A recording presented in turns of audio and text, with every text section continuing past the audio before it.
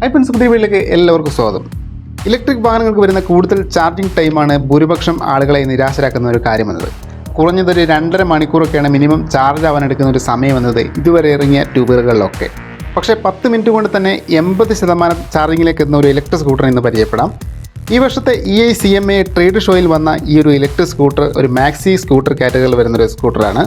10 minute കൊണ്ട് തന്നെ 0 നിന്ന് 80% വരെ ചാർജ് ചെയ്യാൻ സാധിക്കുന്ന ഒരു ഇലക്ട്രിക് സ്കൂട്ടർ ആണ് എന്നാണ് ഇത് കമ്പനി അവകാശപ്പെടുന്നത്. ഇതിൻ്റെ ഒരു ടെസ്റ്റിംഗ് വീഡിയോയും ഇവരുടെ തന്നെ ഒഫീഷ്യൽ യൂട്യൂബ് ചാനലിൽ ഇട്ടിട്ടുണ്ട്. ടെയിൽ എന്ന കമ്പനിയുടെ S96 Max എന്ന ഈ ഒരു മോഡലിൻ്റെ റേഞ്ച് വരുന്നത് ഒറ്റ ചാർജിൽ 150 കിലോമീറ്റർ വരെയാണ്. ടോപ്പ് സ്പീഡ് വരുന്നത് 120 km/h ആണ്.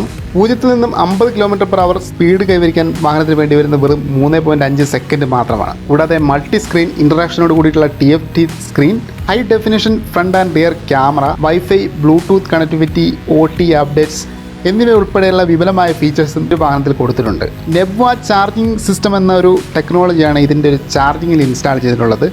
ഇറ്റലിയിൽ നടന്ന വേൾഡ് മോട്ടോർ എക്സിബിഷൻ ആയിട്ടുള്ള EICMA എക്സിബിഷനിലാണ് ഈ ഒരു വാഹനത്തെ പ്രദർശിപ്പിച്ചിട്ടുള്ളത്. ഈ ഒരു എക്സിബിഷനിൽ വന്നുകൊണ്ട് തന്നെ ഇത് ഇന്ത്യയിൽ വരുമോ എന്ന സാധ്യത തള്ളിക്കളയാൻ പറ്റില്ല. എന്തായാലും നമുക്ക് കാത്തിരുന്ന് തന്നെ അത് കാണാം. അപ്പോൾ പുതിയൊരു വീഡിയോയുമായിട്ട് വീണ്ടും കാണാം ഫ്രണ്ട്സ്.